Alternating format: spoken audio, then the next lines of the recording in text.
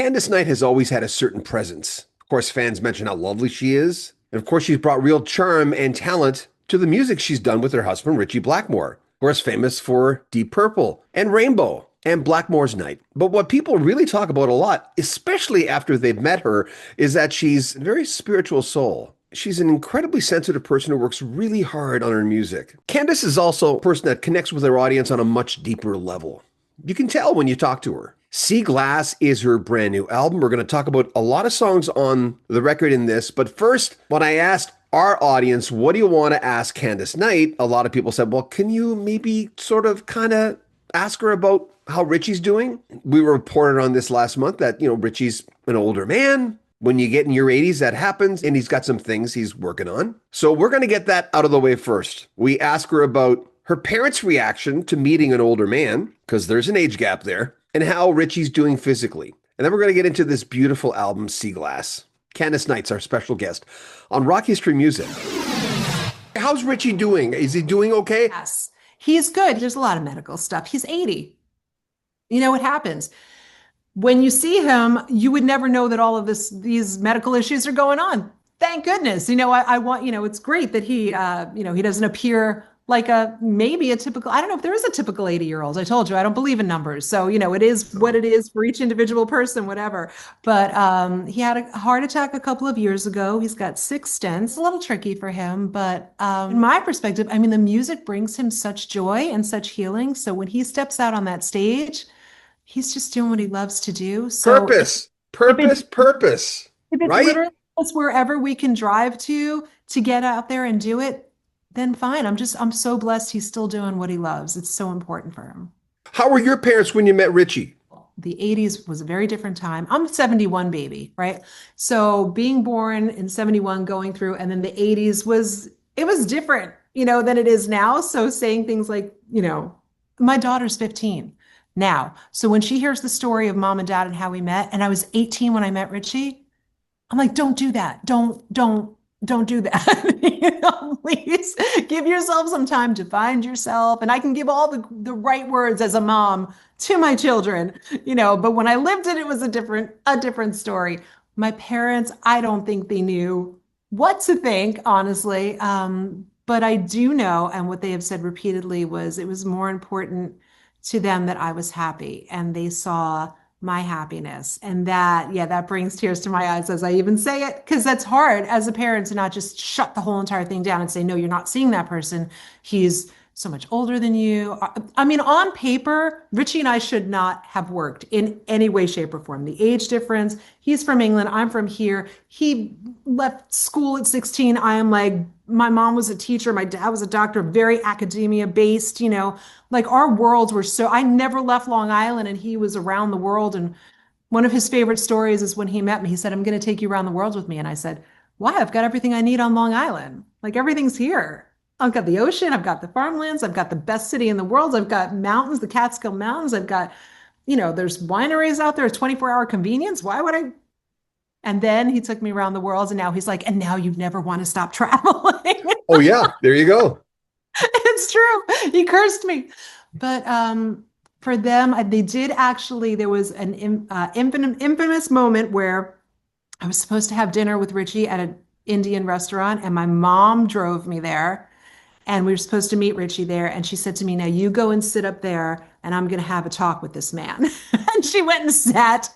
And I still to this day don't know what they talked about. They were there for quite a while. And I sat and waited for them to finish. And whatever they talked about, I guess she was grilling him on his intentions, or I don't know what happened, but they did have a very long talk. And Richie and I have been together for a really long time. Yeah. So, our families are so entwined, and his parents aren't around anymore. So he's very close with my Yeah. family.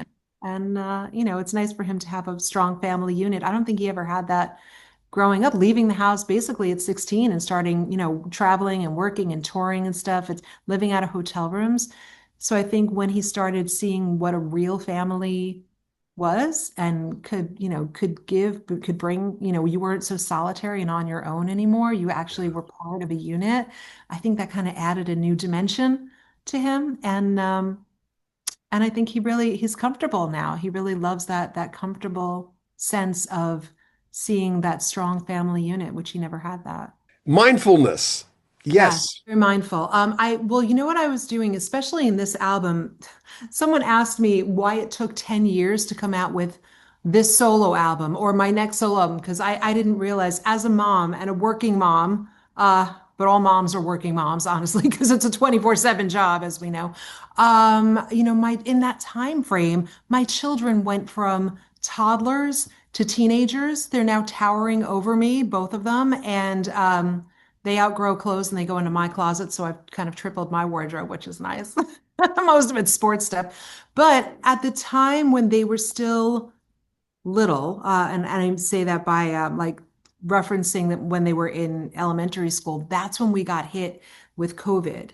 Right. Prior to that, in 2018, I lost my dad after a year's battle of cancer with him. I wound up getting diagnosed with cancer a couple of months after I lost him and had to deal with that and still deal with that. And right after that, that was 2018, 2019. In 2020, the world shuts down. And the terrible thing about that was that the world shut down. And the good thing about that is that we were all in it together. So when I speak about it, you know exactly what I'm talking about. You were quarantined, you felt that fear, we were all in that dark place. We all came out of that dark place. We've had losses. I mean, it's just incredible that we went through all of that. But in that darkness, I was trying to keep sane, keep my children understanding that these screens are not their new reality. Right. That even though we're now going to these screens for everything from educational purposes, because all the schools switched over to it, to them seeing their friends on screens, entertainment things on screens. Um, and all the things we took for granted were ripped away from us. And those were the things that brought us such joy, like simple things like hugging someone. You couldn't hug someone, we had to stay away from them. We couldn't go to a concert where you get that amazing energy or a movie or a restaurant. Everybody had to stay away. So, how do I keep normalcy and joy in my children's life? Go to where I always go for healing. Nature is always my great source for healing. So I would take them every day and we would go outside and we would go. I live on Long Island, so we have a beach not too far from my house and the woods behind my house. And we would go wandering and looking for scavenger hunt stuff and just getting them out of the house. And one day on the beach, with that beautiful ocean breezes going through their hair, and they were breathing the fresh air in and the sun on their face. And it was so different than being solitary confinement in your house for months and months and months. One of my children who was running along the beach brought to me this beautiful piece of sea glass, and we held it up to the sun, and it was just illuminating these beautiful colors of looks like emeralds. Like we found an emerald. Isn't that amazing? The next one comes, this is sapphire. I mean, they're broken pieces of glass. To my children, they were the greatest treasures they'd ever discovered. Ambers, the next one, and it was such a source of pure, childlike, innocent joy. It wasn't broken bottles that was someone's trash. It was literally like these incredible pieces of treasure. And I would go out with them every single day and we would build our collection of sea glass. And one day as I was walking, I realized there was this very deep parallel that happened in my head, which was all the things that we've gone through as humans, this human condition that we're in, we go through so much loss. We break, we shatter, Yeah. we get tossed and tumbled around by life. I wish I could say we're only going to break or shatter once and then you're past it, but it's not. You lose parents, you lose loved ones, you have relationships. Things happen in our lives and they happen throughout our lives, not just one time. And so the key is to keep rebuilding, even though we have those breaks within us and we get tossed and tumbled like the sea glass, our edges get softened, we get returned right back to the place we were. We're changed, but we're still innately the same somehow. And we really have to just keep going and find those pieces of illumination of those joy pieces, those pieces that keep you going, that keep you sane, that keep you special and different. And so it was within those that I realized when I put these compilations of songs that I had written over the past 10 years, and some of them Some of them come from dark places. Some of them, one of them is the loss of my dad. One of them is the loss of my grandfather. I mean, when I get deeply hurt by something, I close down and I don't talk and I don't share. But I go to writing as my outlet. And whether it's writing in a journal, because these journals are judgment free, you can get everything out. They're not going to push their perspective on you. You could just get everything out as an outlet. Um, and then some of those journal entries wind up turning into songs and music, and hearing it and creating it. That process of creation is incredibly healing for me. So it's really at such a vulnerable place where you write these songs and create these songs. And then it turns into something beautiful and joyful where you're doing the creative process and you're like enthused and invigorated by putting all the pieces together. And then you finally get to hear it outside of how it's playing in your head. And you put all those musical pieces together and it comes out the way you're hearing it inside your brain. And then you put it out and other people say, "Oh my gosh, I just lost my mom. I lost my husband. I lost my," and I listen to this and it's helping me on this healing path. So when you talk about mindfulness, I think all of this is all tied somehow together. If one person hears a song and says, "This helped heal my heart," and it's not a quick fix, it's not a band-aid, and it's not a medication, and it's not, "Oh, I'm done, I feel better, I moved on." Yeah. Healing is a long journey. So I still feel that hole of loss from my dad, in my heart deeply. And I wish he was here. And he sends me signs all over. I know he's sending me signs. But it's deep, and it makes you vulnerable to share your feelings with the world. But each one of these songs is my very tumbled piece of sea glass that really has brought me illumination, because each one of them, getting them out, brings me some sense of joy. I went into the song and I went, you talk about the two dates on the tombstone. Is that Yeah, for your dad? I'm referencing too. Yes, so that was for my father. That actually, the moments in that song, it's called The Line Between. So the moments in that song are true accounts of exactly what happened. I took my kids to school, I came back, there was a phone call. My dad was in the hospital. He fought so hard and so bravely for that last year. He did everything every doctor told him to do. He was just a warrior. He was also such a sense of, he was the rock in my life. So if anything happened, if something was wrong, I could call him. He would listen, judgment free. He wouldn't shut down on me. He wouldn't tell me, "Oh, well, that's, you should make better decisions." He was a listener. He would be, always there for you if you needed anything. He was a podiatrist. And if I tell you, he had like 5 generations of people coming to him. He had his little black bag still till he was 80 years old, going house to house, and just, who makes house calls these days?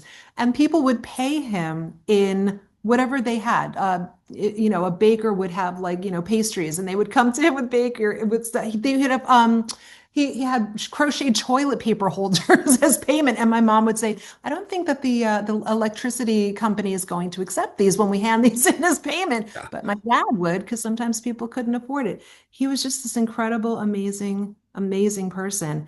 And he did everything they told him to. And it just to watch him deteriorate over that last year was heartbreaking. And we sat by his bedside. And instead of being sad at his bedside, and I only think about it in retrospect, we weren't sitting there crying, myself and my brother, my sister, my mom.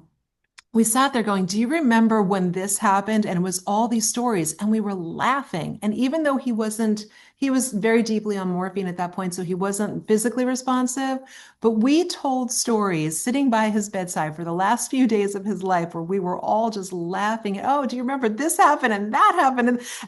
Like, to tear, to the point of like just laughing about these incredible memories. Yeah, and you're saying that in the song. You're doing that. You're talking about those moments in that song, which is beautiful. Exactly right. So that lives on forever. But and in that, when we had his funeral and I was walking through the graveyard, and I saw on all the headstones, not just his, but everywhere around, thousands of headstones, birth date, death date, just one line between. To me, the least important things are the birth date and the death date. It's that line between that is everything. It's how they affected your relationship with him, how they affected other people before you even knew who they were. I mean, he was always dad to me, but his whole life before me, and people that he has touched throughout his life, memories that live on forever, as long as you talk about these people. And I think that line between, instead of being a dismissive sort of, dash between those two dates, was just absolutely, it was their personality, their individuality, the moments you shared, the moments he shared with other people, the first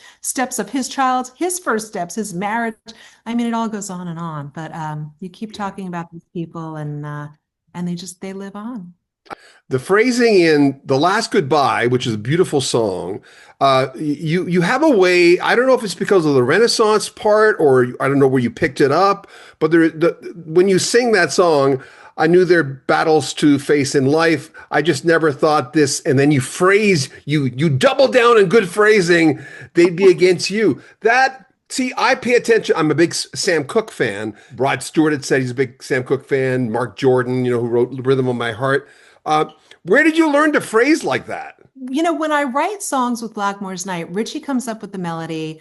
I come up with the lyrics after I hear his melody. I kind of just let it infiltrate my mind, and I take those pictures that melody paints, and I try to channel and translate them into, story songs that people will relate to. A part of it is me, but I also, it's coming from his melody line. When I write on solo stuff, everything comes out at exactly the same time. So I'm singing the melody line with the lyrics. It all just is like one. That's probably why it took 10 years, because I waited for those stars to align. Everything was just like, oh, but it all just comes out as one individual, like one flow. And so that was sort of like, not a bad terminology, the punchline of that line is, that there's going to be battles, but to find out that it's against the person who you're so deeply connected with, who you love, who you've promised, to share your life with. You don't think it's going to be against that person who knows you so well, knows all your vulnerabilities, knows every little, in the dragon, knows exactly where that soft spot is in the armor, that chink in the armor where so and that's hard. That's so tricky. Relationships are never easy. People grow in opposite directions. You'd have to try to grow together. The person you're with is not a mind reader. We think that they know us so well, but they don't really know what's going on in our heads. Communication is so important. Knowing that person's individuality is. Richie hates to travel. He's been traveling since he was 16. I Yeah. love to travel. He stays home. I travel, I come back, and if I dragged him with me, he'd be miserable. We'd be fighting the whole entire time. It would be horrible. So I go for the week with the kids. We have amazing experiences. I send him pictures on email. We come back and I tell him everything, and he loves the enthusiasm without having to leave our house. And, so you have to know that the person isn't always going to be exactly what you want them to be, and so I just wonder how many of those things are fixable or savable, or when that last moment is where the person says, that's it. This is the last time, the last goodbye. So being in a relationship 35 years, I always kind of wonder how other people, it's sort of like a psychological study. Listen to this record. Love your lyrics and go, oh, I wouldn't have thought of that. Well, that's great. Look at her phrasing. She sings like an angel. There is that thing. Candice, how do you look at to put a product like this? This is like someone's perfect storm, great first album. It really is. If everything, all the stars align, you get that. You don't necessarily get it when you're in your 50s. You're lucky if you can. You've got this. How do you look at your purpose? How do you look at that? It's an interesting thing now, and I have to take things always. I know I'm reverting back to my kids a lot, but there's such a major, massive point in my life. Everything that I do is they are connected with me. I mean, it's the one thing that I've got my husband, and we are a very, very strong family unit, but my children are so instrumental in every decision that I make. And so I've really started to see things more from a family perspective and see, it's not blinders on just about me. I can't sit until everything is done, and everything's never done. So, so you never really do sit. I'm a working mom. All moms, whether you clock in or clock out, or working moms, because you're doing 24/7 for everyone. You don't do it for thank yous. You don't do it for credits. You do it because of the love that is propelling you, that energy of love. And you just want to make sure everyone's taken care of, that everyone is healthy, everyone is as happy as they can be, that the fridge is stocked, that the laundry is done, and then you do your business, outside of those hours and you're still doing for everybody. I think it's really important that whatever you do, your word of mindfulness really is so hitting so strong, because I think and maybe overthink about the words that I use, not only in the songs, but when I'm speaking to someone, when I'm speaking to my children, whether you're heated because they are procrastinating or doing things that they are not supposed to be doing and not focusing on stuff. Um, I think it's important because your words hit so hard, it goes right to their hearts. You are shaping their lives. I laugh because my children are growing up. My husband obviously is English, so I say they're bilingual. They speak English and American, which, if you know an English person, it's two completely different languages. So I say, you know what? You guys are teenagers now, and I'm your stabilizers, which are like the training wheels on a bike. I said, so, the training wheels come off. I'm still going to be there, like, if you need me, but it's your turn to start pedaling and, coming in, checking those boxes, doing your homework on your own. I'm here if you need help. I'm here to support you. It's actually what when I wrote the song, promised me, because it's sort of like my words to not only my children. It was written from a selfish perspective as a mom to my children, and I get my kids to sing on it at the end. But it's really just positive energy advice to this world, to own who you are, to not be afraid to stand up from the crowd, to I think one of my two favorite lyrics in that are to find a field where horses graze and be a unicorn. Don't fear the rain and thunder. You become that storm. Find your strength. Those guiding words for my kids were so important for me to share with them. And I was lucky enough to have them come into the studio and sing before their voices dropped and they got really deep and low. And so right there on that in that song, it's at that really innocent, beautiful, childlike naivete sort of voices, which always kind of brings tears to my eyes when I hear it. First line is really, promise me you'll live your life in color and out loud. And out Where did you loud. come up with that? I don't know. It just came. I was on a road trip with my daughter. So my son is 110% sports. My daughter is 110% music. And so it's very hard for me to corral the two of them together. It's like herding cats, where this one wants to go in that direction, that one goes in that direction. And I'm trying to do things as a family together, but finding the stuff they like to do at the same time is tricky. So I will take my son to all the football games and basketball games and be full on out sports mom, and then my daughter, we do road trips. I took my daughter up we have a map and we were clearing every place on the East Coast. You can actually cut out you can have photographs and send them to this company and they'll cut them out in whatever state you were in. And then you can peel them off and put them on the map. So her map, the whole entire East Coast, was the pictures of the things that we've done on the East Coast. It's a great idea. But we had Rhode Island left, tiny little state. So I said, I have a friend who lives in Rhode Island. I haven't seen her in years. She created Magic Quest. I don't know if you know Magic Quest. Magic Quest is an interactive theme park. Now, she's an inventor of theme parks. There's actually like somebody who creates these incredible Yeah. things. And her idea was, and on her board members were all 12-year-old and under children. She didn't want any adults in there. So her idea was, let's get kids off the screen. Let's get them together, finding new friends. How do you do that? She invented something that now everyone is using, but she was the first to get magic wands and put these little computer chips in them. So when you tapped your wand or waved your wand, it would throw your magic at these computer chip receptors, and things would happen just for you in your world. So it's called Magic Quest. She started the whole entire thing in Myrtle Beach, where they had a standalone area. You would walk in, and the whole park, there was Stonehenge was in the center of the park. And her idea behind this park was you get to choose. She wanted to put out your own individuality, not to corral you into what other people, another person's idea of fun. She wanted to bring out who you were. So if you feel more like a Wow. trickster, or more like the kings and queens, that would be the Majestics, or more like a pixie, you would be in the forest. All the adventures were tailor-made for you and whatever you felt more akin to. If you had problems, you could go to that Stonehenge section and send out a help signal, and other people from your clan would come and they would be part of your journey and say, "Oh, try this," or "Let's do that." And it fostered friendships. She came to my show in Mandalay Bay in Las Vegas. She saw Richie and myself on stage and she said, "I want you to be the Princess of Magic Quest." And I said, "I don't know what that is, but I'm in. Sounds great."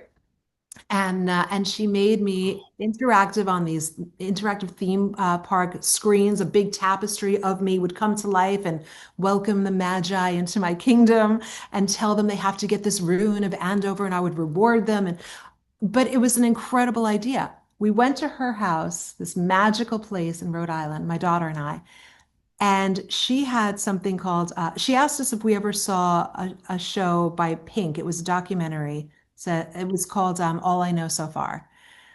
I never saw it. We watched it, and I fell in love with the story behind that idea because I love Pink, but it was her on the road, but as a mom. So she's on stage with the glitter and the showmanship, and then she gets off stage and she rushes back to the hotel room, and her two children are running around, and one of them sneezes and hits his head against a wall, and so it's like she's trying like hands on to be the mom. And I'm like, I lived that, not in an arena forum, but that was my life too, where I would like jump off stage in glitter and bell sleeves and corsets and get back to the hotel and, make sure my children were both on me sleeping, and my heartbeat or my voice was the last thing that they heard before they went to bed. And it's frantic and it's hectic and it's crazy. But that is watching that and driving home is where that whole entire song, beginning to end, just all came out. My daughter and I were sitting in the car on that road trip back to Long Island from Rhode Island, and after those experiences with my friend Denise and watching that and being part of her Magic Quest world, it was all that magic and bringing that into words and the wishes that I had for my children, which winds up being really the wishes for children of all ages. I mean, I think it's a good guiding light for a lot of people, no matter how old you are. My only regret about that song is I've had single dads come to me and say, "I'm more than just your mom. I'm your, well, I'm mom and dad. Can you please go back in and re-record one for me or make a karaoke version so I can sing to my child too and say, I'm your dad, but I'm also your friends." And I'm like, I might have to work on that one. So I didn't think of that perspective. When you write, it's such a sort of almost a selfish perspective. You're writing from your perspective. But obviously every caring, every loving parent, or everyone wishing these kind of things for someone that they do love, it's kind of embodied in that song. I just see things and people for who they are without those time stamps or age stamps or date stamps or anything like that. I'm just always in the now, as opposed to, kind of being limited by time and by numbers in essence, no matter how you really apply it. Coming to Unsung Hero, though, now this is an interesting one because my mom is this incredible woman. She started out as a special ed teacher. So she was always, if I tell you, this woman would have kids in our house while I was growing up until 11, 12 o'clock at night, teaching children, whether they had special, like, disabilities, or whether there were people with medical issues, brain tumors, serious things. Wow. School districts either tried to ignore it or tried to just pass them through on to the next, they'd either fail them completely or they would pass them through not caring if they could read or not, not preparing them for the world. And there's my mom saying, "Let me take care of this. Let me handle this. Let me deal with this." Student advocate, parent advocate, taking care of everything on every level. And that's where her background really is. When I wound up with Richie, rode with him in 93, he was with Deep Purple. Then he reformed Rainbow in 95. His manager of over 3 decades decided, you know what, this is too difficult. Find your own manager. I'm not going to deal with you anymore. I'm going to move on, with the rest of the guys. Now, Richie, who has always had a manager taking care of him, is floundering. He's like, what do I do? I don't know what you do. So, I mean, I'm here. I can try to help as much as I can. So, what do you do when you don't know what to do? You call your mom. So, I call my mom. Mom, can you please make a couple of phone calls for us? We need to find a lawyer. We need to find an accountant. We need to find representation. She goes, all right, let me see what I can do. That woman started making phone calls and never stopped. And she is still working for the band. And she is a one woman show. And I'm telling you, you change her batteries once a month. I don't know when she sleeps.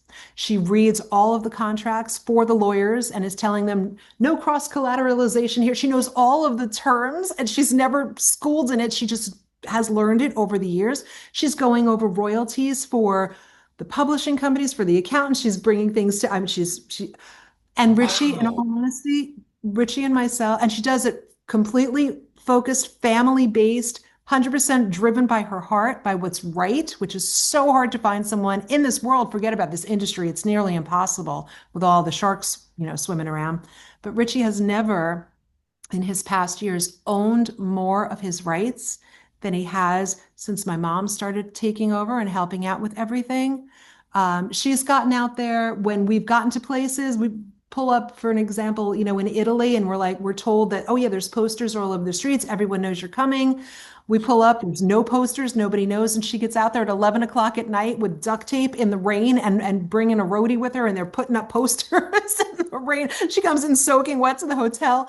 I mean, checks every box, crosses every T, dots every I. She is My unbelievable. God. She never sleeps. And I don't know how she does what she does, but she does it. And so one night at 2 o'clock in the morning, after getting off the phone with her and discussing something that the lawyers should have done, but they didn't do, and now she's got to do all of this stuff.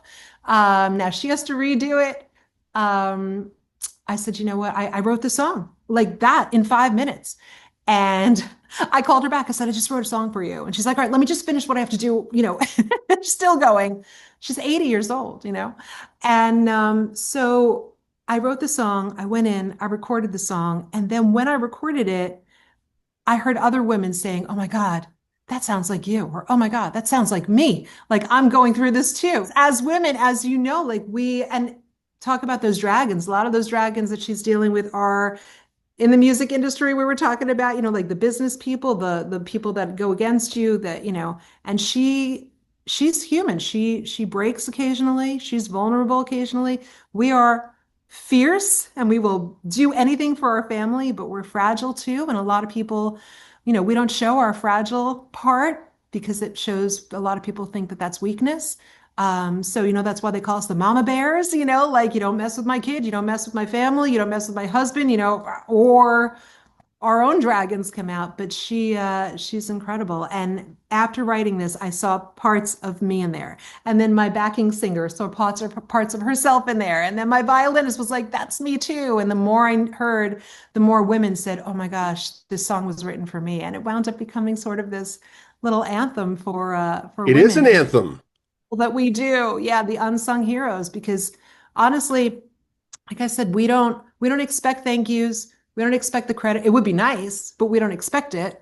But our return, our reward is knowing that our kids are sleeping in their beds soundly at night, that they're happy, that our husband is happy, that we're exhausted giving everything to the world 24/7. We are running on empty all the time. And as a matter of fact, I've performed this in concert a couple of times. And I've said, every time I perform it, I say, before I do the song, I said, listen, I want all the men to turn to your wives or your other halves and say, honey, I appreciate you. I appreciate all you do. And I love you for it. Thank you so much. And believe me, they will appreciate that you appreciate them. And then I go into the song, and before even introducing what the song is, but really, it's strong, and it's what we all go through as women. Thank you. Of course, no, I really appreciate it. Thank you so much for listening with such intent like you do. I really appreciate that you look through what I'm writing, because it's not just throwaway words for me. They're like part of my soul. So thank you for understanding that. Take good All care. right, Bye Thank bye. Bye. Bye-bye. What a lovely lady, Candice Knight, our special guest. Make sure you comment on our videos, subscribe to our channel, and share our videos. If you want to make a donation, there's always a PayPal link in the description of our videos, especially on our YouTube. If you're watching this on Facebook or any other social media, follow us, please. I'm John Bowden. This is Rock History Music. Take care.